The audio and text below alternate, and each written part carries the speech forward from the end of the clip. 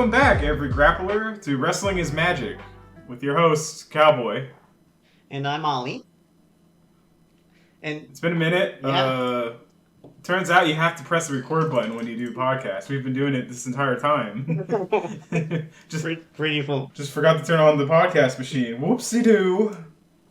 But we're back. We're talking about our namesake for this podcast is wrestling. So of course we're going to talk about Mortal Kombat 2021. That's fucking right. 2.5 years after it came out. That was actually that was the very first movie I saw in theaters after they opened up again. So it always kind of has a sentimental value to me, just because I was like, the movies are fucking back. I am so happy. I literally, it could be any bullshit playing, and I would have been happy that night. Yeah. Like, WB was, like, the leader in getting people back into movies. Mm-hmm. And at the time, I was a WB true believer. Now, I think they should go to hell and die. I am nodding sagely at this. Yeah, I think my first movie back in the theaters was Dune, which was also a WB film. Yeah. So, like, very solid theater flicks being released by them. This was also during the period where they did the... probably in hindsight, very ill-advised move to do like same day and date releases by putting their movies in theaters and on streaming on the same day, and it like no one has ever done that again. Yeah, no, they stopped that. Mm-hmm. Now it feels like nothing gets released on streaming until like 8 months later. Mm-hmm. I kept thinking Barbie was going to get released on. I kept seeing it on streaming, and then it got taken down. I don't know what they were messing around with that film a lot. I think it's probably just the perception that putting on streaming devalues it. So like they're careful about. I think like Spider-Verse took forever to get on streaming too, for example. Yeah. You know who does it the worst is like Netflix will release a movie in theaters for like 2 weeks. I hate that. And then tell you fuck you. Get it on streaming. Yeah, and it will be like one of their good movies too, like. Movies that people actually like. And, like, literally, it's like, they do that shit on purpose. They do it so they can be like, oh, I guess no one wants to go to the movies anymore. It's like... It's frustrating. It's wild how much I don't think I like a single streaming service anymore. I think Same. I think it's based on how much I tolerate them. Mm-hmm. I rewatched Mortal Kombat on Prime. That's solely just because we have Prime already, so it's like, why not? Literally, I still have Max, so I just booted it up there. Mm-hmm. But you were able to see it with IMDb Vision. Yes, I was. That gives you trivia. It gives me so much trivia.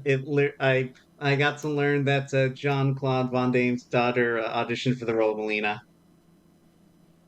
Really? Interesting. Yeah. Yeah, there's like no stars in this movie. Not that I base my viewings of movies on whether or not it has stars in it. I was thinking of that. It's a pretty... I'm not gonna say unknown, because I think some of the actors are like more internationally known, but like it's definitely like, at least to a U.S. audience, it's pretty obscure. Which is very... Yeah, I think everyone is probably like TV actors. Yeah. Like, not big time movie, not like small time movie actors, like just TV. Mm-hmm. Like they'll play a minor role in something. Yeah. I think the only guy who has any filmography that I'm familiar with is Jin Han. He plays Shang Tsung. He is the businessman in Dark Knight. Oh shit! The one that Batman extracts from Hong Kong. Oh, that dude! Yeah, fuck. The most base thing he's ever done in those movies. So we should probably start from the top, since we're getting a little all over the place. Yeah. Yeah. So it opens kind of with a prologue of like kind of decepting a Wrath Scorpion. A little Japanese village. It's supposed to be the Shiraryu village, but it's just literally one house. Yeah. The reason why is because this movie has a budget of $55 million, so there's no big epic sets. There's no like. It's literally. It's not grand. It feels it's very very small. Yeah, and I do like this prologue a lot, so I think I mentioned to you that I think it's kind of the high point of the movie, unfortunately. Yeah, it peaks 5 minutes into the Yeah. film, and this movie's like an hour and it's at 110 minutes long. So, It's long. I was so bored during some parts of this, but yeah. oh my god, I was too. Oh man, Yeah. but yeah, Japanese homestead. Um, Is this ancient Japan, or at least like years and years ago in the past? yeah. Okay, And yeah, definitely could make that's what very threw long me time off. ago. And yeah, it's kind of like this episode, like he's got a loving family, his wife, his child, his baby. So of course, horrible things are about to happen to him. Yeah, it's a Mortal Kombat movie. Nothing happy happens. Yep. I do like that the kunai is used as a gardening tool. It's good. It's like the Jackoff's gun or what that's called. The Chekhov's gun, yeah. yeah, Chekhov's gun. Chekhov's, yeah. Um, And yeah, so it's like that's the like reoccurring item in this thing. It's like ties this whole movie all together. Really, yeah. the kunai is the key to all this. And then, of course, Hanzo goes to get some water, which conveniently leaves his family alone for a bunch of evil ninjas to attack them. Yep, it's the The Ling Wei. I can't Ling pronounce Wei. Ling Kuei. Goddamn, Ling Kuei. Who, for some reason, they're Chinese. They still maintain their Chineseness. They make a point of like when Bihan, aka Sub-Zero, like approaches. He initially speaks in Chinese, and there is Scorpio. Hanzo's family is like, "What?" And then he has to switch to Japanese. Huh? And I have to note that like way back when this franchise first started, it was pretty fucking obvious that the devs just like viewed Chinese and Japanese people as interchangeable because they just like Absolutely. Yeah. And so I guess it's so now they're like fucked yeah. because they have to somehow explain a random Chinese ninja clan feuding with a random Japanese ninja clan, despite the distance between those two areas. Because I mean, China's a big fucking place, so who knows where they are? Maybe they're coastal. I don't know. But then you have a Japanese clan who knows where the fuck they are. Like, how did this beef begin? You know. It's like saying fucking Greeks and Swedish people beefed. It's like, no, they're too far away from each other. No, this is probably the most like the original Sub-Zero. Bihan's never been deceived as a nice dude. He's always like an asshole, but this is probably the most bastard version of him ever. He's like oh my god, yeah, he's like. He likes what he's doing. Yeah, he takes glee in it. It's not like he's fulfilling a obligation of his clan. He wants to kill these people. Yeah, no, he's excited about it. It's like and the animated movie Scorpion's Revenge, which kind of just had like literally this exact same prologue. Like the key difference between them is that in both cases Bihan killed Hanzo, and the other continuity, it was Quan Chi in disguise who murdered Hanzo's family, where here Bihan's just like happily doing it himself. Like, no, I'm him, I'm me, I'm doing this shit. Exactly. I think I literally have my notes here. Hurry the fuck up, Hanzo, because he just takes his sweet time getting that water. It's just like I know. At least we get some cool ice effects out of it. A lot of dodgy CGI in this movie, but ice at least looks really good in this. Oh yeah, I have that note too. That like all Sub-Zero's ice effects look great. Like when Hanzo finally realizes something's up and like runs back to his family and like he sees his wife like encased in like child like encased in the ice. Actually, it's like a very effective like oh shit moment. Brutal child murder depicted on screen. That's wild. It is. And of course, because Scorpion sees that, now it's time for now time for the fighting to begin. Yeah, his actor gives like a really fucking good kind of like I am completely dead inside, I have nothing to lose glare just before he starts fucking dudes up. Yes. And I gotta say the flow of the action is very good, very coherent. Oh yeah, I really like. My only gripe, and it's going to be a recurring gripe throughout the entire film. The CGI blood pisses me off so bad. It looks like shit. It looks like fucking jam is coming out of their heads. For real. It looks like tasty. Looks like everyone has tasty jelly for blood. Makes me want a donut. Yeah, everyone's a donut in this movie. Also, I guess to be fair to them, it's probably a budget thing because again, this is not a particularly high budget movie, so yeah, But like, yeah, shitty that's little films from like the '80s had squibs. It's true, like, true. what the fuck? Why isn't squibs like the norm anymore? I miss squibs. I love squibs. I think that was like a thing in the one of the later Die Hard movies where Bruce Willis got mad that they were using CG blood instead of squibs. Based. But I also, But yeah, like the CGI blood bad. but yeah, all the action though where he's fucking dudes up, great. Like some really nice.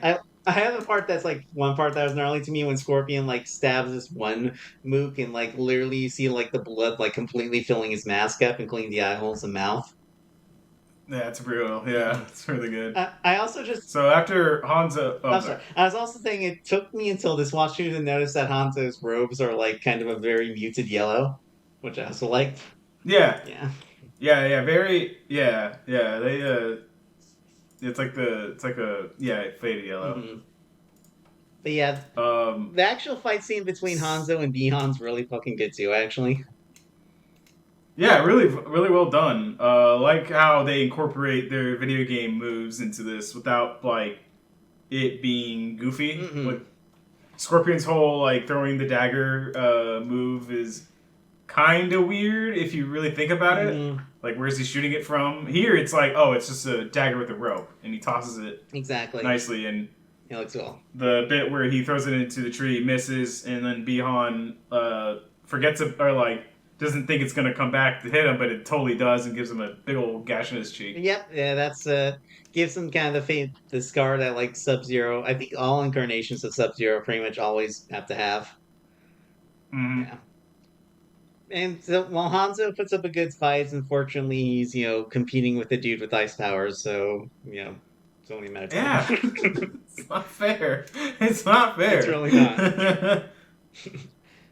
So yeah, the Ice Mage goes over. But wait, post-match no selling from Hanzo? Yep. He gets back up, but then he goes to hell. Mm-hmm.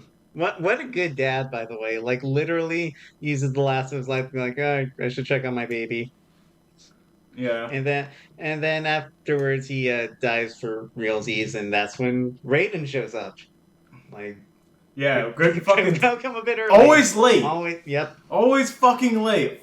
Worst timing ever. He's not. Thank God he's not the god of time. That's Chronica. But yeah, he shows up late. Yeah. Sees the baby and takes it home. And it's at this point that I thought the baby was Cole Young, and that's why I thought too. that I was stupid, and I was like, this is like clearly set well before Cole's like. Well, it could be like Shang-Chi, where there's like mystical ancient China among regular China. I guess. I don't know. That's what I think. I have in my notes. That's what I thought. I have in my notes here that I kind of get why like the other movies don't really do the glowing eye thing with Raiden's 24/7, because Raiden does look a little goofy walking around carrying this baby with his CG glowing eyes. Yeah. I mean, I can forgive it a little bit. I think they're trying to be faithful. If it was done better, maybe if they had more money, they probably would have made it look better. That's true. I do like his Mel hat, though. I think that looks sick. Yeah, it's really good.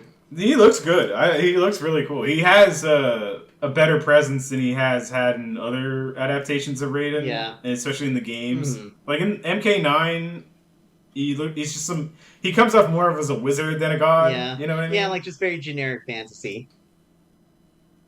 And we get our... After that, now it's time to go to modern day. Yep. And we first first we get the classic like exposition text about what the Mortal Kombat tourney is for any newbies, I guess, if this is their first Mortal Kombat. Yeah. It's I think let me pull it out. I think I have it written down. Yep. It's kind of like just the same thing as always, like one realm needs to win Mortal Kombat 10 times to conquer another realm. It cuts to a locker room, and we are introduced to, unfortunately, our film's protagonist, Cole Young. Yep, we're probably going to dig a lot into Cole during this episode because we both agreed he's We're just burying this he fucker. Fuck this yeah, guy. he drives the movie down so hard. He very much feels like a throwback to like those movies in like the 90s and 2000s that were adaptations of comics or games or whatever, where they're like, we need to throw in this boring ass dude no one gives a shit about because the audience needs someone relatable. They can't relate to Your robots or point? Hellboys. Yeah, that point Mhm. is so good because it makes me think that this movie's script was probably written at that That's time, what I'm and thinking.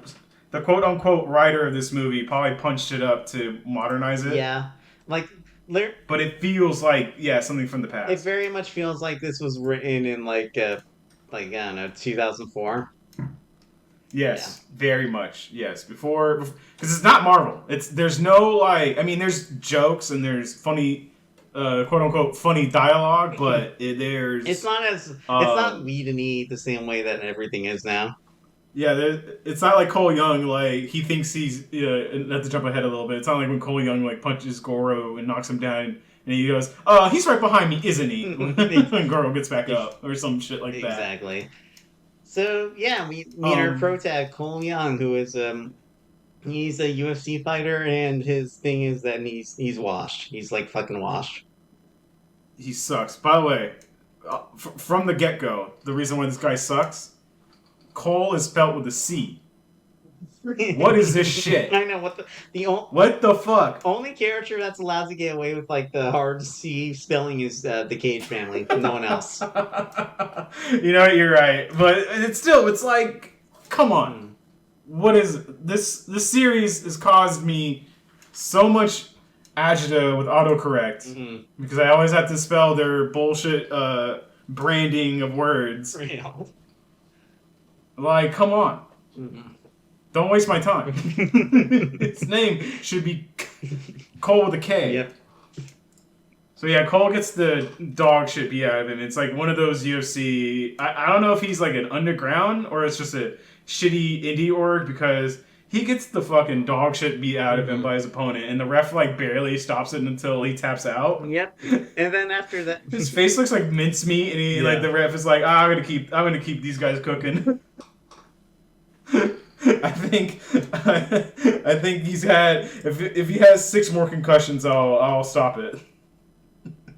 when he gets backstage, like he's I don't know, I guess like his trainer, manager, something is just roasting the fuck out of him. He's like, you suck so much. Why do you keep doing this? Yeah, And then we meet we meet Cole's family, who I don't know their names. They're not very memorable. I can't. No, not that I refuse to learn them. I don't think they ever said Well, them, you're probably right. or not enough. Literally, like, There's also a Tobias name drop oh yeah, too. Someone's name is Tobias. yeah, it's a little head because when we see Cole's next match where again like he gets he's a little better in this match, but he still taps out.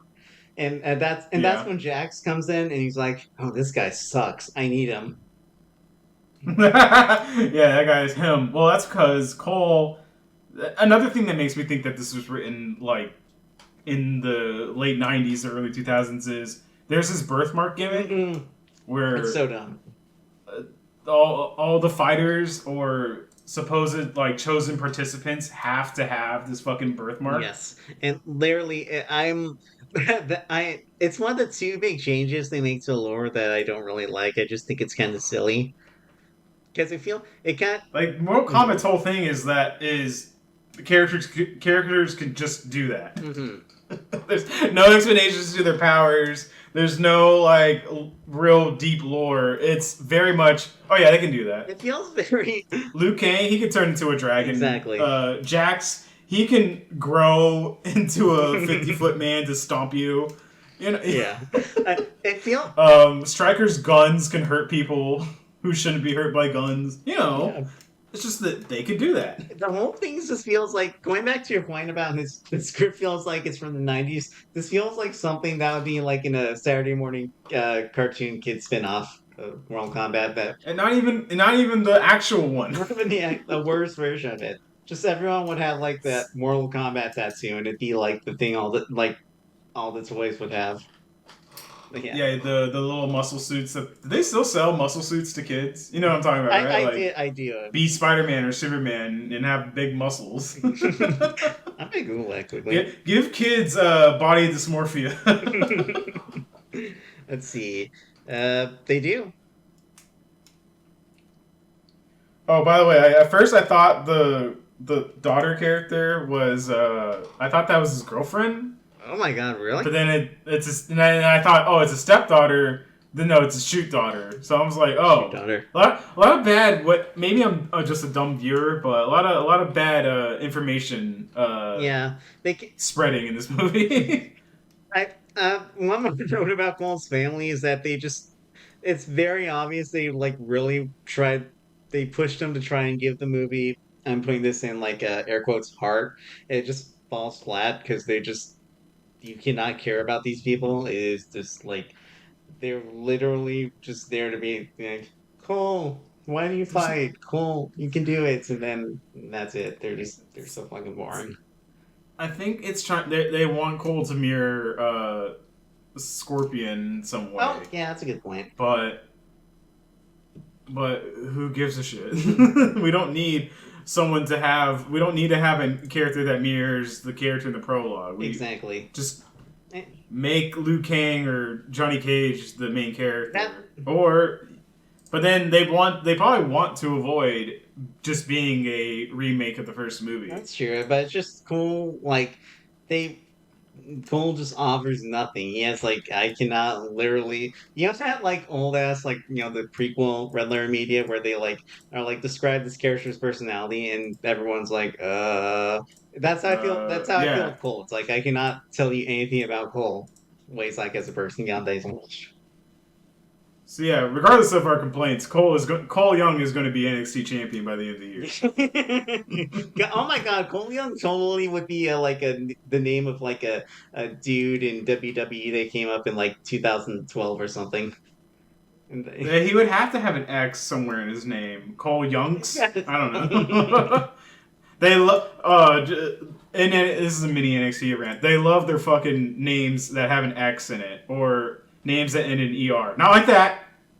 Not like that. Mm-hmm. Let's see. Yeah. So yeah, Jax is like explaining to him like. Well, actually, he doesn't do that because at first, like Jax is like, "Oh, yeah, that's it too. How curious." And Cole's like, "Yeah. Anyway, we're gonna go." And so it's a birthmark. Yeah, we're gonna go. And so they go to like a diner and eat, and they're all him and his family, and they're all chilling. And that's when like suddenly it starts snowing. Yeah, they make a. I gotta say, I think Sub-Zero, he's more of a not a not a typical villain. He kind of reminds me of a slasher movie villain. You know what I mean? Like he has like his signifiers that he's coming with snow and coldness. I was literally thinking. I have my notes. He literally is like they have like a Terminator chase with him here. Yeah. Oh, actually, before that scene, we do have a brief scene with Shang Tsung and Sub-Zero where like they're just kind of like. We're so evil. Go get Cole. And they're hanging out on a spire. Yeah. It's like, don't you know that Shang Tsung's a queenie old bitch? He lives like in a lavish mansion. Totally. In a robe, his dainty nails. He's that kind of evil. He's a queen. He's a queenie guy, not a. Exactly. I sit on a evil spire. Exactly. He's a. Word I won't say on the podcast if I'm allowed to say it. I have my notes here that Sub-Zero just has like a Dr. Claw voice. Like everyone like has this guttural I think Sub-Zero before he becomes Sub-Zero when he's just Bihan, even he has this like talking from the back of the throat voice like damn, clear your throat, drink some water. So like I have my notes because Bihan looks pretty good for like a guy that has been around for at least like I don't know, like a century or something, and like he's like that Brian Johnson guy. He does cryotherapy. Exactly. I don't know if they ever. Because he is cryotherapy. That's true. I actually have my notes. Maybe like I think it was something they explained in the PS2 games that Sub Zero can slow his aging with his ice powers, which I actually like the idea of. Yeah, that makes Mm. sense. But yeah, so And also, I like to think that if you, because this is, yep. I mean, it's not confirmed in this movie, but the character Aaron Black, he's from the 1800s, but he doesn't age like he would if he was in Earth realm. Because I think time works differently in I Outworld. actually think in that Shang Tsung gave him an immortality actually, and I think that might maybe that Oh, just never yeah, I mind. think that's the case with Sub Zero. That's like the simple explanation. Yeah. Uh, I guess who between us reads comics or knows this shit? I think. What was I? I'm getting off track here, but yeah. So Sub Zero's like, okay. Also, why if they knew Cole was around, why didn't they like kill him already? Because it feels like saying she's like, Oh, you're right. she's like, Yeah. They, hey, Bihan, have you oh, killed Cole yet? I'll get to it. You know. I'm busy. I'm busy doing things. I'm busy tormenting my little brother. Eon goes and like gives his little snowfall and he starts hunting after Cole and then Jax intervenes and he's literally just like come with me if he wants to live and gets Cole and his family in the car. And Yeah. They end up at a very inexpensive to shoot yeah, warehouse first off, Jax to do this fight. does the exposition about what the he actually clarifies it's not a birthmark. It's like literally if you it's kind of like anyone can get the tattoo if they kill another dude that has the tattoo. Yeah. Um, Or they just have it. mhm. You know, it can be transferred or you can just have it. Yeah. And it gives us it's a very typical like hero journey thing where Jack's like Cole, you're the chosen one, and Cole's like, you have the wrong guy. I'm not the chosen one. I'm a loser. God. Yeah, fuck. This is Harry Potter It shit. really is. Like it feels more it's the point that's more refreshing now when a protag's like, yeah, fuck yeah, I'm the chosen one. Let's do this. Yeah. All right, let's go. Yep. Or they hide the fact that they're, or like the people who know that they're the chosen one hide it for them, like Anakin. Because it's like if they found out, it's going to just do terrible things to their ego. They're gonna become very annoying about it. So Jax also explains that like Sub Zero's kind of like again like the Terminator or any slasher villain, like he's not going, he's like a non-giving up ice ninja guy. He's going to keep going at Cole until he's dead, and he will, and that means Cole's family is in danger. But Yeah. here's first off, like so Jax's plan is to distract Sub Zero, but like by having Cole and his family like drive off while Jax like fights Sub Zero. And I have like two things here, and I'm sorry I'm gonna get really cynical about this. First off, um, why is Cole's family still hanging out with Cole? Why isn't Cole and them going their separate ways? Because literally, as long as Cole's around his family, they're in danger. Second, Well, they don't realize that. They just, you don't think about that when you're being chased, true, being hunted down. true. It's like an emotional thing. That's a good point. But I just meant because Jax wanted a big spiel about do you want your family in a body bag and like because and so it's like they know that's true that Sub Zero only cares about Cole. So it's like kind of. But I get you're right. It's probably a lot of emotions. You're not gonna really be thinking about that. The thing I am going to say though is how did Jax know this plan of him distracting Sub Zero would work? He's banking on Sub Zero being like, okay, I'll kill you first, and not just ignoring Jax and going after the family again. He drew aggro. Okay. That's he was in his vision cone. That's canon. So yeah, Jack Sub Zero does in fact. No, Jax actually like hunts for him, and like again, like you said, this very like cheap, probably cheap to film, like a shitty warehouse that also has some blue mood lighting. So I'm glad Yeah. Sub Zero cares about atmosphere, and He actually knew. He actually was scouting that warehouse and like setting up LED lights. it reminds to, it reminds me of the like. for his gimmick lighting. I was about to say, it literally reminds me of like the very early Kane matches where they had him wrestling in like red lights. Dude, Vince's brain. You know that Vince's brain was stuck in the mid '90s because he tried doing that for like Sin Cara and fucking The Fiend. It's terrible every time. He wanted a wrestler to have special lighting for every single one of their matches. And then you can't see shit. Yeah, you can't see fuck shit. Just making it red, whole lot of red. So after that, Jackson Sub-Zero fights, and like again, very one-sided because well, extremely. Yeah. Watches him. Jax is playing like I think where did I write this down? Extremely one-sided match. Jax just got the game for Christmas, and he got matched up with the Psycho and Sub-Zero. He matched up like your first match in a fighting game, and your opponent has like all the fucking accessories. For real, like the no lifer. He just does a full life bar combo on you immediately, and then you just turn off the game and never touch it again, like I did with Guilty Gear. Relatable. It's very funny because at one point Jax like gets up and is like, "I found 6 tours, motherfucker," and like it's this big like badass moments, and then Sub-Zero just keeps beating him up afterwards. It's like 6 tours. What? You just addicted to going to a war, asshole? For real. Probably didn't even do much of anything. It'll be funny if Jax is just a very buff like pencil pusher. True that. Yeah, gets washed by Subby. Sub-Zero. Yep. And then he freezes his arms and showers them. And I literally have a big thing in my notes here about like every single way Jax loses his arms in like the various MK continuities because it's literally different almost every single time. Like and the OG games canon, like the classic arcade games, it's the only one where Jax doesn't lose them unwillingly. Like literally, like in between Mortal Kombat 2 and 3, he's like, I should replace my arms with robot arms so we can, I can fight these fucked up demon guys better. And that's tight. Just opting in, just opting in to get like cybernetics. That's so sick. It is. And I know that Annihilation also kept that canon when Jax shows up in that. It's like the same thing. They literally go to like some random lab and Jax is like, I'm gonna get robot arms. That's cool. Just making a on the spot like huge life decision. Like, yeah, I'm going to do this on maybe a bad idea. I don't know. I haven't really been consultating it. I'm just gonna do it.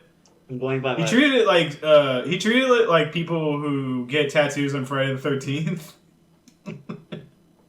Then in the first NetherRealm continuity, the MK9 through 11, his arms get ripped off by Ermac during the Mortal Kombat 2 section. Mm-hmm. Then Ermac was the heavy of that game. For real, Ermac was so badass in that game. Literally, never that cool again. Yeah, no, you get one. Yeah. Then there's these shitty comics in the 90s no one read where Baraka sliced his arms off, and that's how he got his robot arms. Oh, okay. Then in Mortal Kombat... I guess a big rub to Baraka. Baraka needs his rubs, dude. Yeah, no, that for real. Then the Mortal Kombat Legacy series, what happens is one of Kano's goons throws a grenade at Sonya, and Jax like shields her with his body, and that fucks his arms up. You know what? I like that one. Mm-hmm. That one makes him look way more heroic. Yeah, I like it too, actually. That's a good one. And then Scorpion's Revenge, Squirrel rips them off during their fight. And they get yanked right off. Yeah. And now finally here, Sub-Zero freezes and showers them. Yeah, this one is actually pretty brutal. Yeah, it looks nasty. They blow up, they shatter. Mm-hmm. And then he fucking, like, throws them down, like, to... There's, like, all these, like, walkways and catwalks and all that. So he's, like, hitting them on the way down. Mm-hmm. There's exposed rebar. Very fucking, like, he got fucked up. I'm sorry, he got owned bad. Yeah. And I know some people are kind of critiquing, like, why didn't Sub-Zero, like, throw, like, an icicle at his heart or something to make sure he's dead. And I get that, especially since he's, like, a very no-nonsense assassin who should probably realize that. But I also get it's pretty reasonable to assume Jax would be dead at this point. Like, he got bumped all the way down, and he's probably gonna bleed to death in like minutes. Yeah, I interpreted Sub-Zero's character as very much crueler than he is efficient. Yeah, he's a sadist. So yeah, he probably wants Jax to like suffer more as he dies. Yeah, how dare you waste my time? Exactly. You were light work, then fuck you, buddy. After that, we get another brief, like a Neverrealm exposition scene with this introduces us to Melina, who Outworld. yeah, oh my god, my brain fucked up. Neverrealm's like hell, Outworld's like the realm Shang Tsung and Shao Kahn role. My bad. Yeah, the fantasy world. Gotcha, fantasy world. And Yeah, Melina, who, my God, her establishing shot, Jesus Christ. She is played by. Actually, I followed this actress. I've been following her ever since I saw this movie. Gotcha. Sissy Stringer, extremely based celebrity. One of the few celebrities I've seen actually be pro-Palestine. That's fucking dope.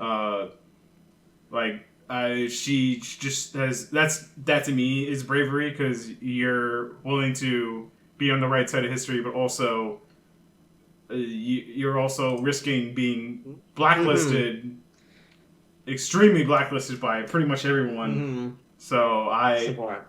I big kudos to her. Yep. You're doing the right thing. You're doing the right thing, girl. Fuck yeah, it's her. I like Melina's look in this movie. Actually, I like the bloody mouth. I think it looks cool. Yeah, it looks great. I think Melina looks great.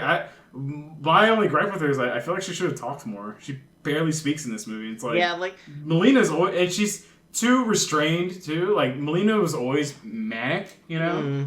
Yeah, I thought it was very strange that like to have just Melina in this movie and not Katana at all, considering how heavily intertwined their characters are. Makes me hope that Sissy Stringer plays Katana. That would be cool. That has to happen. Yeah, you know, do it. NetherRealm Movies or whatever. Yeah. Whoever actually made this, whatever production company made this movie. I should since you mentioned it, pretty much none of the like evil henchmen in this movie get really any characterization aside from Sub-Zero, Kano, and Goro. The rest are just kind of Cabal. Cabal, dude. Cabal. Well, Cabal, yeah. Cabal is like Cabal a pipe layer at some point. That's true. He's a ship talker, but he also like lays pipe in the movie. Not in that, not that not way. That way, but I get what you mean. I mean the actual literary sense, where a character makes conflict or makes the progression of the plot happen. Yeah, that happens. That's actually another scene that's pretty decent. So we'll get that. I actually like Cabal a lot in this movie. We'll get to cool. that. That's yeah.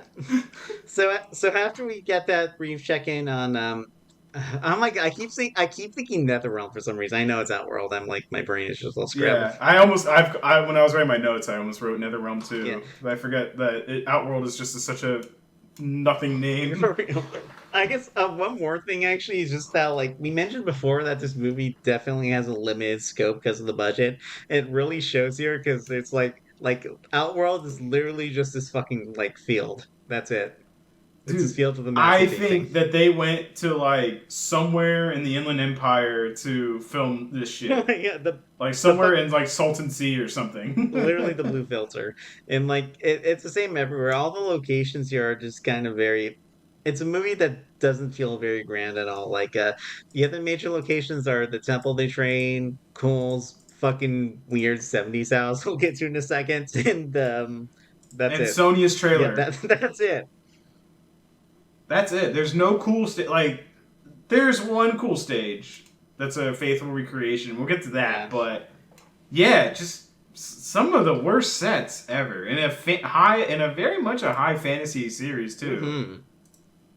So something that the Mortal Kombat games like do well is have these really iconic, fun backgrounds or stages for their fighting games. I mean, shit, everyone knows like the Deadpool or the Pit or the Evil Trees, the Throne Room, all these like or the city skyline and all that. It's like, and here it's just really basic stuff. It's why did not.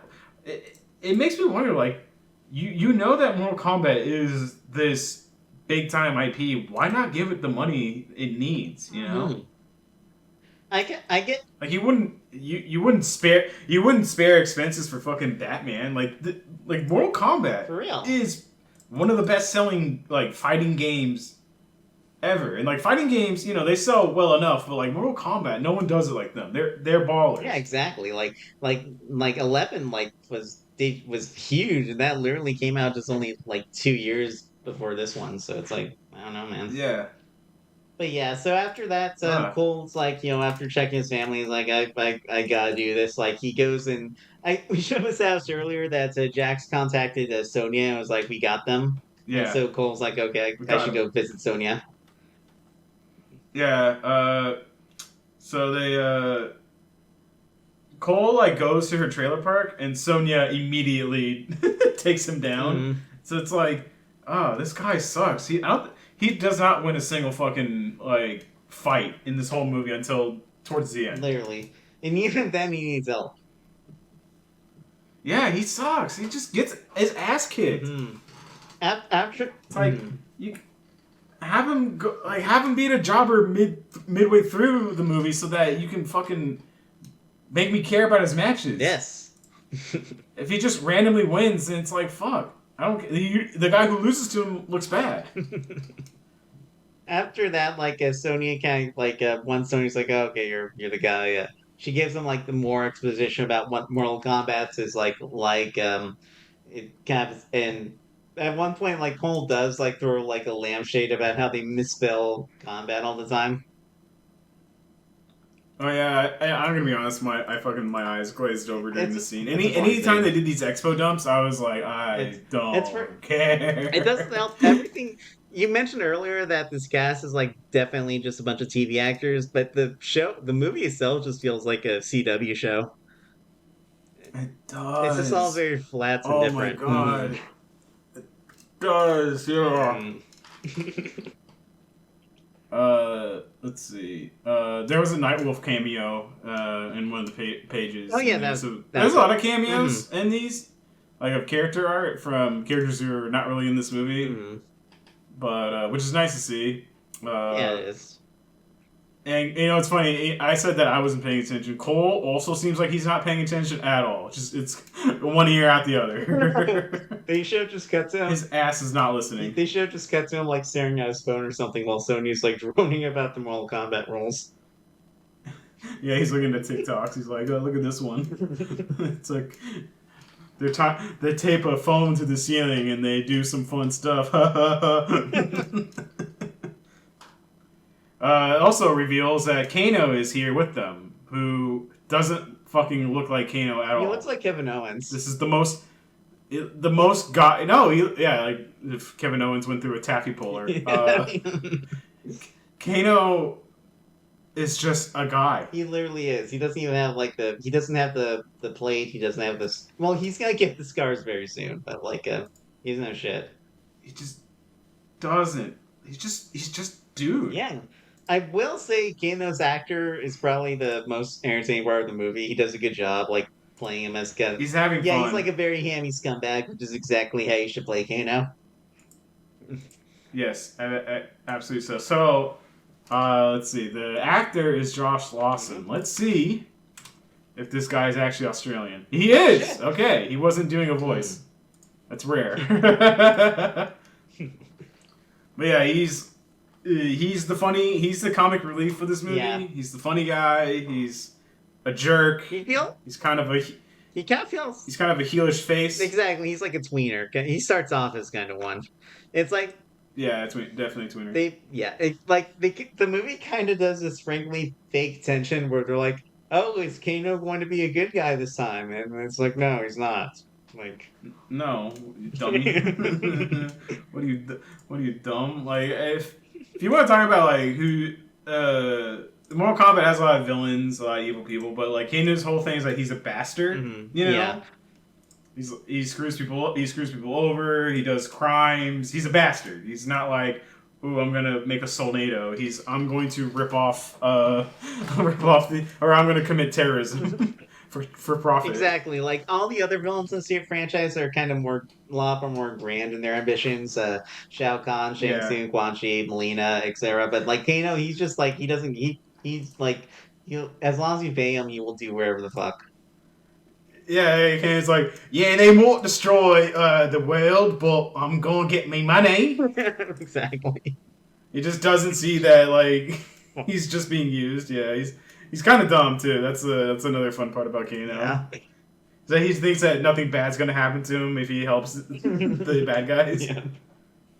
After we get like the scene introducing Kano, like almost immediately after fucking Reptile enters the party. Yeah, sadly, he's not a reptile No, man or a dude in a green costume. He's I just know that, which is how Reptile should be. I don't like the Anthro reptiles. yeah, it's just a reptile. It's just a generic reptoid. Yeah, They did this twice. This is the second time they've done this to him. They did it in the second movie, or no, the first movie, where he was just a puppet, a claymation monster. at least there he still got to be a ninja dude for a bit, but like here he's just a generic monster dude, and he literally is just there so like Kano has a duty he can kill and get the tattoo. Yeah. So there's a that's 3-on-1, but Kano wins with the classic fatality. The heart Rips his heart out. But I like that. I like how they're disgusted by his actions. Like, I can't believe you killed that thing. Like, that thing was a fucking monster. Oh. He's a hero. That thing should be killed on sight. They also do like one of the again another big fan service moment where after Kano rips his like heart out, he like literally says Kano wins. Yeah, Kano wins. Yeah. Also, Reptile fucks his face up and gives him these really nasty scars that make him look a lot like his iconic faceplate. Yeah, without giving him a fucking. How much money would it have cost to just put some metal to his face? A piece of metal on just a piece of metal that is formed to his face on top of it. For real, like the 95 movie was able to do that. What? Why? Why are you so late? That's just lazy. I'm sorry, that's lazy. Nah, that's not money. That's lazy. Yeah. Or I don't know. I don't want to besmirch the actor, but it could be Chris Hemsworth situation where Chris Hemsworth is like, I can't whip a pitch. I can't. I can't act with an eye pitch. Sorry, won't be able to do it. I know I'm being paid millions of dollars, but I can't wear an eye pitch. No. No eye pitch. They need Kano to come. Kano's like, I'm gonna leave. I'm bouncing. I don't want to be here anymore. And Sonya's like, no, you have to stay with us. You need to show us Raiden's temple.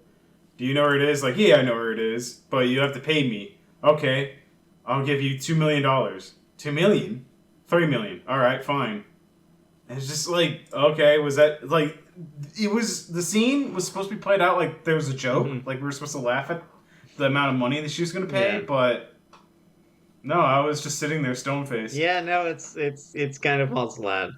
Of course, Sonya doesn't actually have that money to pay, so they're tricking Kano to.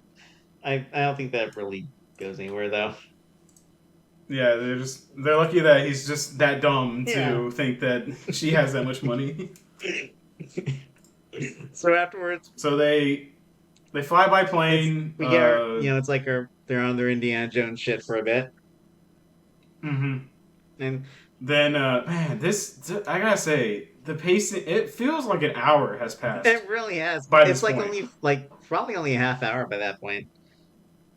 But the pacing's so slow, because it's like, they have to get to point A to point B, but it's like they have to do some, like, dialogue in the play. A lot of talking in this movie. There is, for real. Like, in a movie that has combat in the name. It just doesn't help. Should be mortal talking. It just doesn't help that everything's like, again, we keep harping on it, but the environments are just so dull, and the way it's shot is so dull, and the dialogue is just it's hard to care about. Very basic blocking in these scenes too. Just characters just stand there. No interesting actions. They're not doing anything interesting while speaking. It's just they're just talking. Yep. It reminds me of, I don't know if you remember this, but TNA rebranded to Impact Wrestling, and they were like, Wrestling Matters was their tagline. But if you were to look at the amount of match time they put on every week, it was in the almost single digits. Yes. So people would make fake graphics that said Talking Matters. Impact talking. It would just be people holding microphones talking to each other. No, you're fuck. So yeah, this reminds me of. It's just that this should be mortal talking. It's literally. It feels like you're watching like a 3-hour episode of Raw. Oh my god, yeah, it's like town hall after town hall, town hall after town hall, promo battle after promo battle, and then like you get 3 minutes of match time between two jobbers you don't care about. Speaking of like unnecessary wrestling, so a callback to MK9, Sonya and Kano fight. Yeah, For no reason. it's so fucking funny. Like they're all walking in the desert, and Kano's just like, "Hey, do you want to kill me? Come on, kill me. Come on." I bet you do. Oh, we should fight. And then they fight, and it's like, oh my god, this is like, yeah, like MK9, where Johnny Cage would be making jokes, and Jax is like, shut up, man, I'm gonna shut you up. Literally. And then Jax performs the most brutal moves in the world. And after they're fighting, Johnny Cage is like, ow, you hit really hard. After dropping him his neck. No, you're fucking right. It's literally like a NetherRealm's like story mode logic. Just two guys like just kind of getting annoyed with each other. Like, okay, let's beat the shit out of each other for 5 minutes. Yeah. Oh shit. We made it so that every character needs 4 fights per chapter. We gotta work in a match. The whole fight is actually very subtle foreshadowing to the fact that Sonya is going to kill Kano later. Since yeah. And big surprise. also, they make it to the tournament. Yep. Or they make not tournament. They make it to the temple. They meet Liu Kang. And the guy who should have been this movie's protagonist. It's like he's right there, right in front of us. You're looking right at him. Literally, and he's just one of my things in my notes. He's just a weird mystic in this movie. One of my things in my notes is that Liu Kang just feels like a fucking afterthought in this movie. Like they just has no presence. He really doesn't. It's like he's a guy. Just there. He doesn't like if you watch this movie with no context for the rest of the franchise, you would not know that this is supposed to be like the capital T, the guy. Yeah, this is the protagonist of Mortal Kombat. And it's like you making him this fucking weird. He's like more of a mystic than he is like a kung fu warrior. Mm-hmm. After that, they finally go to the temple, and I have my notes here that for like this entire portion, Cole just recedes into the background. He's because they're trying to develop these new characters that they brought in, quote unquote, and also setting up the stakes and all that. It's like Cole's not really that important, so just a lot of like this middle portion of the movie. Jesus Christ, it's so boring, padded, and boring. Again, the fact that they're in such a dull-looking location, they're literally like in like the Disneyland Indiana Jones ride. They're in a hole. Yeah, they're in the Indiana Jones ride. It's so boring. It's just dirt and rocks and statues. Yep. It's like this could be. It's like it's underground too, so it's like, oh, it's fantasy, isn't it? No, it looks annoying. It looks like what the CIA thinks that Osama bin Laden was hiding. Yeah. There is a brief moment that gives us a hint to Cole's true heritage when he looks at a painting depicting like Hanzo being killed, and like he stares at the spear and it literally does like some One Ring shit to him, where it's like, "Come to me." Mm-hmm. But yeah. Raiden meets the newcomers. I also wrote newcomers with a K, but Raiden shits on them. He just buries these guys. He's like, "This is it. They stink. Yeah. They suck. They look like jobbers. I would never hire you. Get out of my company." I had fun with that. I always like when Raiden's kind of a sassy bitch. That's why I like the Christopher Lambert version too. Yeah, actually, I do like this kind of Raiden. I do like Raiden's demeanor. Like I said, he comes off more godly. He doesn't like. He's not coddling like he is in the games. He's very much a no nonsense, strict teacher. Mm-hmm. Kung Lao, this is the best looking guy in the whole movie. Yeah. In terms of like nailing the character look, how he's presented, he looks fucking awesome. Which of course means he's not long for this world. Yes. Shang Tsung shows up to troll everyone. Yep. Troll the faces. Yep. Do some young work. Oh, this is where they introduce Arcana. Yep. Which made me like I forgot about this Me too. power system or whatever the fuck it's called. This is The sinking feeling in my stomach when they started like to explain Arcana. It just reminds me of like midichlorians yes. Oh my or god. chakra. Yeah. It literally, it's like I said. There's two things they add to this movie's lore that I fucking hate. The first is the logo tattoo. The second is that just the whole like power up thing. Again, it just feels very Saturday morning cartoon in a bad way. Yeah, it's like Arcana. Like scratch off the back of the cereal box to see what your Arcana is, kids. So lame. Literally, Liu Kang's Arcana is like fireballs. Jax's it's a little ahead, but he gets metal arm. His Arcana is his metal arms. Well, he gets like his shitty metal his arms. shitty metal arms become cool metal arms. Actually, no, he's given metal arms by the healers. Yeah, that's they somehow figure out they start like a Full Metal Alchemist kind of deal where it's like not like it's mechanical, but it's not like powered by anything. Mm-hmm. It's a Metal Alchemist with their shitty little arms. Mm-hmm. And then, but yeah, he gets robot arms. But it makes me wonder, like, was he always going to get robot arms? Like, say he never lost them, would they just become robotic when he unlocks his potential? I know. Like, would they just tear through like his fleshy arms, and he'd be like, "Oh my god!" He'd be like, It's like one of those X-Men comics where they try to be different, and they make the power of the mutant like horrifying or bad for them. You know, like the one kid who could get really hot, but he burns everything else around him. And then it's like you kind of understand why they want like a cure for mutants and or whatever. Yeah. Where did I see that post? I saw this post today where it's like Rogue, she kills everyone she touches, and Storm, who can control the weather, is like, nah, these powers are cool. You gotta learn to love your power. That's literally what I was thinking of. Yeah. Oh, your power is you give people cancer, but you gotta. I'm a guy who can fuck really, really good. I think you should cherish your power. After that, it's kind of like once the stakes are established that if they lose, the Earth realm was fucked. They all start training again. All of this is so boring. I was definitely checking out during this part. Oh, my phone became my best friend during this fucking movie. Same. I was like, I literally had to force myself to pay attention. I had to like chug a monster and be like, focus. Yeah. I have to, the most significant thing that happens is that Kano's superpowers unveiled in the dumbest way possible. He literally gets like so mad that he's not getting an egg roll that it launches his laser eye.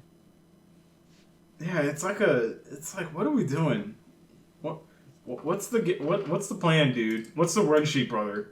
You know, why are we doing these lame ass gimmicks and lame ass reveals? This is so lame. It is. Oh my god, and like his power is that out of one eye, not both eyes, just one of his eyes can shoot lasers. Yep. There is one. So he's fucking Cyclops. Exactly. Except he, but somehow way lamer than Cyclops. Exactly. Like Cyclops at least can it's like a big cool looking laser thing. Like Kano is just like this weak looking pew pew. There is one bit I thought was funny where like earlier on when Kano and Liu Kang are having a practice match and Liu Kang literally does like the classic fighting game like spam the leg sweep move over and over. Yeah. Yeah, that bit was weird. Yeah, that bit of like their method of how to get the Arcana to show up is very weird.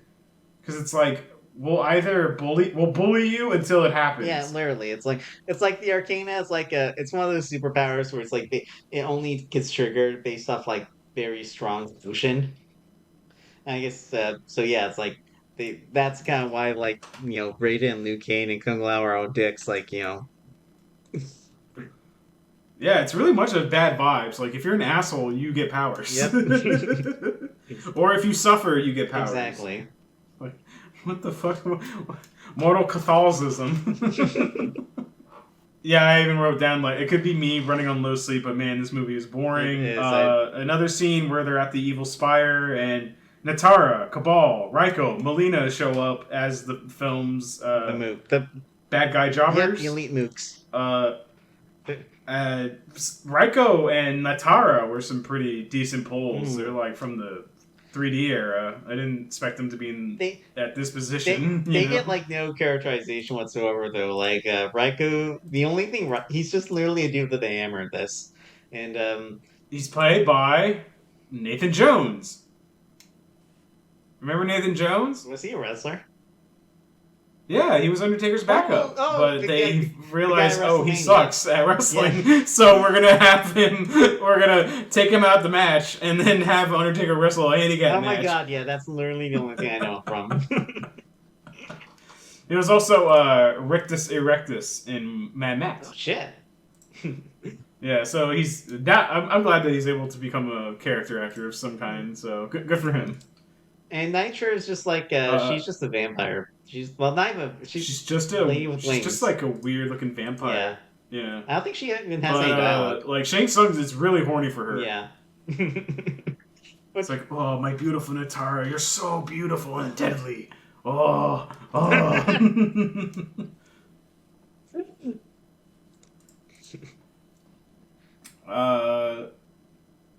Cabal is like saying, oh, they have an asshole among them, right? I can probably convince him to work with Cabal us. Looks fucking cool. I will give him that. He does have a nice costume, I will say that. Also, it's really funny to give him like a New Yorker. Oh, me too. Hey, forget about it voice. Yeah, it's kind of interesting how they always like the only thing that's consistent about Cabal and all the continuities is that at some point he was bros with Gano. He's a part of the Black Dragons. Like, I think he's just a straight villain. I kind of forgot in the the OG MK games, and then in the Netherrealm era, he's kind of initially starts off as a good guy, and then afterwards he becomes just a silent mook and never has characterization again. And then he comes he's a Revenant in 11, or in 10 11, or no, in 11 he's a character again, but. He's kind of just a jobber. Yeah. Yeah. And here this is probably like his best deception in terms of at least portraying him as like a decently smart guy. That's like. He's like, hey, I'm just gonna go talk to Kano and make him one of us. Yep. And it's like of course the easiest scene is to convince Kano to betray them all, and it's like the movie doesn't even really pretend it's like a big twist that Kano's gonna turn on them. Yeah, he just does it. So, during this time, by the way, we forgot to mention that to keep any fighting from happening, Raiden puts up a shield to keep the bad guys from getting in, but Cabal shows up, convinces Kano to destroy the staff that is powering the shield, so that way the heels can show up and start the quote-unquote tournament, where it's just a brawl. It's just a fight. It's as much of a tournament as like the beginning of There Will Be Blood, of Gangs of New York, where it's just a big ass like melee. Yeah, that's pretty much it. And like, it feels like there's a lot of trust involved to just have that staff that's like so important to keep from like everyone potentially being killed just laying around. Yeah, it's just standing there unguarded. No one Kano destroys it fairly easily. It's not even like anyone thinks Kano's a cool guy or anything. They all fucking hate him. They all like barely tolerate him. I know, why? And it's like Sony only needed him for to get there. I guess because he had the tattoo, he has to kind of be there. Oh, that's probably and I think Raiden's like, I'll take what I can get. Yeah, exactly. Desperation. But unfortunately, that bites him in the ass, and Shang Tsung and his goons, which Kano's now part of, are all like, we're going to kill you all now. And also Goro does a home invasion. Oh yeah, because like Cole's like, I don't know if I can do this. I think I just want to go see my family. I'm a pussy. I suck. Yeah, and Raiden's like disgusted, like, fine, go get out of my sights. You make me sick. Get out of here. Leave. You're fired. After, Yeah. So, yeah, oh, God, yeah. Cause like Goro, something happened to Goro. Something happened to Ed Boon that made him think that Goro is an expendable character. for real. Because Goro, like, it's so weird going back to the very first game where Goro is like this big fucking deal in like the 95 movie too. Hmm. But like, literally after that, his stock just goes way down. He's like, at best, like, he's lucky to be a bonus character in like a game. Yeah, he's like a heavy. He's all he is just like a mid tier boss. And I guess that's always how it's been. But the whole lore is that Goro's been their guy who's won every single one of these tournaments for them. Mm. So it's like, oh fuck, can he beat the guy who hasn't been beaten yet? He's like their Goldberg. Exactly, that's literally it. He... And everyone's Kevin Nash. I mean, what's the big deal? Listen, the time was, I was selling the most merch, man. I was selling the most merch. That's why Goro's got to lay down. Cloud just sneaks behind. Cloud just sneaks behind and like tasers him, and then Liu Kang pins him. Yeah, forearms. What is this? The 90s? Come on, we don't need forearms. 2 is enough. Listen, just lie down for me. This shit's fake. We spell it with a K. I mean, it's not that serious. Just lay down. You do a good Nash voice. Shit. Thanks. Might be yeah, but it's kind of by that point that it's like kind of all the mooks are invading and like they conveniently line up with all our heroes, so we each get an individual fight. What? So do they have to have like what? Why didn't Shang Tsung bring more dudes? Yeah, for real. I guess he was overconfident. He's like, yeah, we got Goro. We don't really need anyone else. Nah, it's probably hubris. Mm-hmm.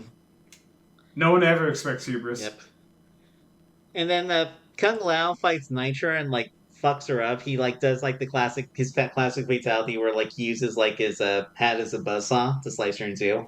Yeah, so sick. Mm. And just his like look on his face too. He's like, "Yeah, I'm doing this shit. I'm sawing her." Shorty told me saw her in half. I said, "Bet." I'm a demon. This shit ain't nothing to me, man. Unfortunately for him, like seconds after he wins, like Shang Tsung just just sucks him dry. Yeah, sore fucking loser. He's like, I'm just gonna. Oh, my favorite part. I have it wrote down. Yeah, he grabs him by the neck. Starts doing the soul suck, and Cabal says, he's about to get soul sucked. I love to hear them scream. Oh, word? Yep. And he says the line, he says, your soul is mine, though he says it with nowhere near as much juice as the 95 version. No, absolutely not. This is fucking Five Below Shang Tsung. Yeah.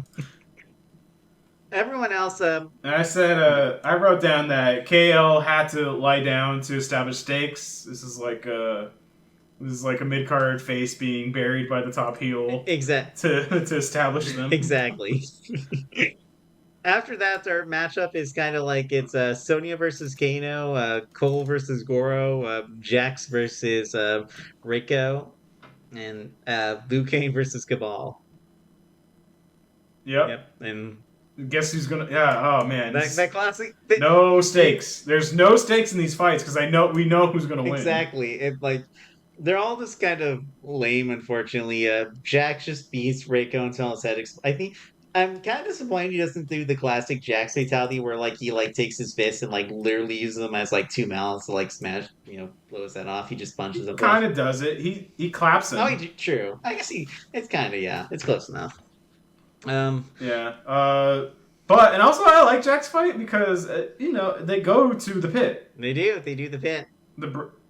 Yeah, and it's a faithful recreation too. So it's like, oh, there's 80% of this movie's budget right here. Sonya and Kano fights in like her shitty trailer again because we were shitty trailer, and they have like a fucking Kill Bill Volume 2 Fighting in Buddies trailer fight. Yeah, it's kind of fun. It's like, oh my god. It's like the contrast between Jax and Reiko and Sonya and Kano is so fucking lame. Yeah. like Tony Soprano and Joey and Ralph Cifaretto had a better house fight than these two. Real. Sonya wins by like stabbing Kano in the eye, and I think since we talked about his Mel Blade a lot, I think they'll definitely probably bring him back for a sequel, and then they'll use that as an excuse to give him the cyborg plate. I hope Yeah, so. He was like the only actor that didn't piss me off yeah. in this movie. Now he gives like the best performance. Also, He's having fun. I can't help but enjoy actors who are clearly having fun in the no, role. same. That's also Sony also gets the tattoo by doing that, so that compelling subplot in the desert finally gets resolved. Yeah. Uh Um, huh. Luke, Liu Kang does his bicycle kick, and I marked out for that. me too. But hey, Luke Kane versus Cabal, that classic rivalry. Yeah, yeah, we all know that, Yeah. right? Cabal Liu Kang. Arch enemies. You think you're special? You do. Yeah, the only cool thing about that fight was the bicycle kick. I kind of wish that Sonya did her version of the bicycle kick that defies gravity. Yeah, that would be dope. the one where she pushes him upwards. Luke Kane does his kind of one of his classic fatalities where like he summons the fire dragon and they just like just eat his opponent. It's kind of Asshole Liu Kang kills a burn victim with fire. so fucked up. It's really Yeah. it's really funny because first he says fatality and then immediately after is like for Kung Lao. Almost like he didn't know if he wanted to say the badass one liner or like the sentimental lines, so he just mashed them. They are cousins in this canon. They are? Oh shit, I forgot. Cause I remember one of them said cousin. Wow. Yeah, so they're family. I always thought they were just. I thought they were just boys. You know. Yeah. It's like not everyone has to be related. That's a bad writing 101. I feel like is everyone has to be related somehow. They can't just be boys. Yeah, it annoys me. It's actually, I will not go into a big tangent about this, but that's why I never liked the DCAE revelation that Terry McGinnis and Bruce Wayne were related. Yeah, yeah. Just let them the whole thing is like anyone can really be Batman. You know, it's like, could you imagine if they? Actually, I would laugh if they were like, yeah, Miles and Peter are brothers. And like not half brothers. I mean full on brothers. Oh. And they're like, wait, so why am I? We don't know, Peter. We don't know. but I'm and Miles is don't think about it, Peter. Just let it happen. Also, Cole defeats Goro. It's a very. That's when he discovers his his Saturday morning cartoon power up, which is he gets just some really boring looking armor. He just gets armor and That's it. A baton and a sword, like a weird sword deal. It's so fucking boring looking. You can just tell they just did not care with this one. They were like, baton, why not? You can't have a similar gimmick to all the 100 other Mortal Kombat characters. So they had to come up with something, and best they could do. That something was Batista in that one kung fu movie that he was in with the RZA. Oh my god, I forgot that movie. That movie's kind of stupid, but it had a banger soundtrack. I need to see that. I want to see that movie so bad. Maybe that'll be another episode. It feels like it's a movie that I would have made when I was 50. Okay. And even then, he still needs like his family's help. Like his daughter literally has to like scream moves at him. Mm-hmm. And she's backseat. She's backseat gaming him. The most annoying thing you could possibly do to someone who's losing a fight. And at least then Cole discovers like another classic MK strategy, which is just to spam the uppercut. Dude, I marked out for that. Yeah, I was like, that's what I did when I was bad at Mortal Kombat. I would just do uppercuts to the fucking bots. Literally, yeah. When you're down, just uppercut an MK, and you'll 50% you'll get it right. And so after that, it's finally there's just Melina doesn't fight until after this. Like Cole returns and like Melina just starts just clawing at him, and literally Sass has to intervene. Yeah. I wrote that just when he thought she couldn't get hotter, Melina reveals her Takardan heritage by making her mouth like unhinge and It's all very that. yeah, it's very I was like, yeah. we're eating tonight, folks. Sadly, Melina gets her back blown out. Yeah, not in Not the cool way. like that. Not in the good Yeah. way. It feels like another way this movie's like a throwback is that they have to like the girl villain has to be killed by the girl hero. Yeah, yeah, it's like they told him like, nah, you can't have that. I think you get it. I think even by today's standards, you get an NC-17 if you do that. Yep. And with all the mooks said, we now get our final boss fight between Sub-Zero and Cole. Yep, but wait, it's the glass shatters. It's Stone Cold Scorpion Austin with the original theme needle drop. It's him. Yep. Oh god. Scorpion's music. The Scorpion looks so fucking cool. he really does. They did a great job with him. They're saving up the other than Kung Lao. They're saving up the looks cool character with him. Literally that's in my notes. Like it's kind of telling that Scorpion has like all the advertising in this movie, even though he's only in it for like maybe 20 minutes. Mm-hmm. And of course, wait, what'd you say? I'm sorry. I said like literally like even though Scorpion's like in this movie for all 20 minutes, he gets all like he's like the face of it because his costume looks the coolest. Yeah, he's also the only character with juice. He's the John Cena of this movie because he's the only character that matters who's the face. You know what I mean? Exactly. Like as soon as everyone's mid card at best. as soon as Scorpion intervenes in the fight, like Cole just becomes an afterthought. Even more than and it also took him so long for Scorpion to get there because Scorpion's like, I need a full house, brother, or else I'm not coming out there. I need a sold out gate, dude. I will not be associated with the show that underdraws, brother. That don't work for me. Cole's just there to do the fast count. yeah, really. So yeah, they double team Sub-Zero. They fight fire versus ice. Yep. The eternal rivalry. Mega powers explodes. Yada yada yada. Let's wrap this shit up. Yeah. No, after this movie drags forever, it feels like after this fight they just hit the fast forward button. Really, it does. It's like they spent what felt like 2 hours to build up another. Like, there's only two good fights in this movie. They're both like 5 minutes long, so yeah, just book 100 minutes, and they book of nothing in between the 5 minutes of fun. Literally after Sub-Zero gets killed, Shang Tsung comes out and says like, "Did you guys forget about me?" And then Raiden's like, "Go away," and Shang Tsung's like, "Okay." And that's that. It's like, all right. No, it's even funny. He just teleports him away. Yeah. He's like, he gets kicked from the channel. Like, shut up, get out of here. You're banned. And so it ends with they still have to prepare. That's one thing we forgot to mention, but this movie, like, you can kind of tell they didn't really want to adapt the Mortal Kombat 1 journey again because it's been done so many times at this point.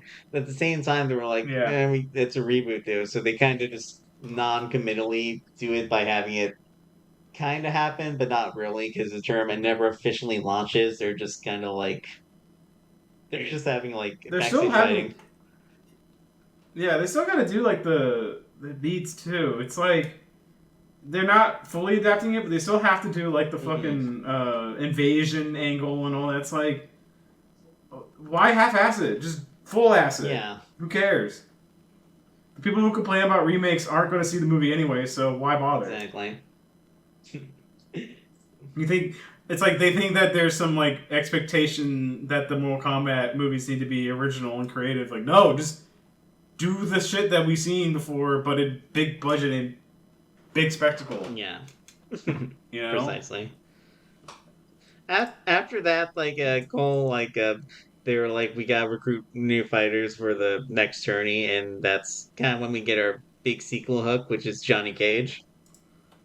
Yeah, it's like a. This is the only part that feels. Actually, no. This happened in other older movies. Like they would tease it, but not really deliver on characters that share their universe being together. Like I'm pretty sure this happened in the Spider-Man Yeah, movies. it's saying up sequels that are never gonna happen. Well, Yeah. this will probably. I hope this happens because I think they could have the market second one. So I did look into how this movie performed. Hmm. It was a success. It made back. Yay. The budget was 55 million, and I imagine the promotion of this movie was like done dirt cheap. Hmm. So probably maybe Hmm. 60 million, and then the box office was 84.4 million. Plus, who knows how much HBO subscriptions like went up. Hmm. So it was a success in their eye, and there is a second movie being made, but they started principal shooting this last summer, but something happened, which was the SAG after strikes. Oh yeah, so it's gonna probably be a bit longer. Yeah, it's Probably. I'm gonna predict maybe 2025. yeah, me too. Probably 2025. So who knows if who knows if they like changed anything or if anything got like rewritten. That's a long time too, or maybe they're just gonna sit with it and just work with what they got. I don't Yeah, they know. might want to concede with whatever the next Mortal Kombat game will be. Because Yeah, yeah, Marvel's very they do it like every like 3 years or so. yeah. Well, there was a good time. There was a good like last decade. It was like every other year was a new NetherRealm game. Much, but that's a problem because fighting games should have a longer shelf life. No, Hmm. instead of rushing it, you know. Yeah, which they did with 11. They there's like a 4 year gap between that and one. Yeah, I know it's and confusing. who knows? I think MK1 was a success. I hope. Let me Google that MK1 sales.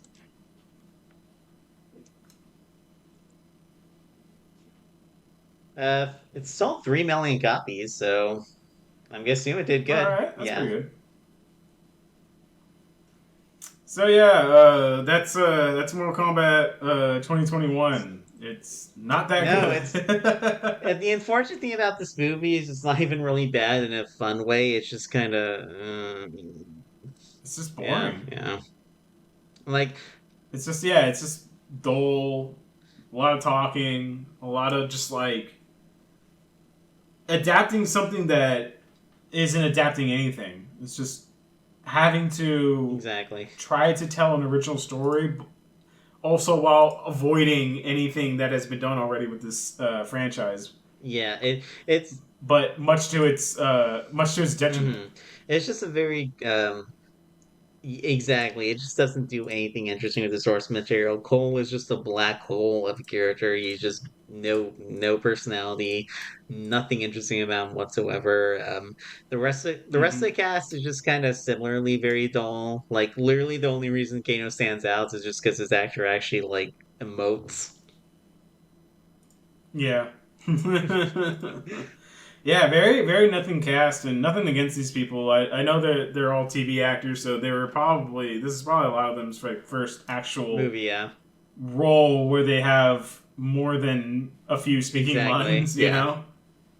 It's yeah, like the cat. I think the cast maybe that's why I want a sequel because I think they could since they now have all this exposition stuff out of the way, and I think they'll. I'm pretty confident they're gonna dump Cole for the sequel. I I hope part of me kind of hopes so. yeah, Like, hey, sorry, buddy. I know the guy who acts him probably doesn't care for that, but yeah, sorry, them's the breaks. exactly. Because like I think they could have the mark, but it's like just I don't know, man. Nope, Yeah. sorry, don't want it. Don't care. So yep, that's our Yeah. show. That's our big return. Mortal Kombat 2021. Okay. Are we going to cover wrestling on this Oh show? my god, I forgot to hit record again. No, Sorry. that's fine. Yeah. But yeah, we'll probably we will just go by vibes for this podcast. I think it's just gonna be our excuse to talk for a couple hours. Talk about shit. This is really just going to be shit we watch. This is just going to be us doing our DMs. Exactly. All right. Thanks for listening, folks. Bye bye.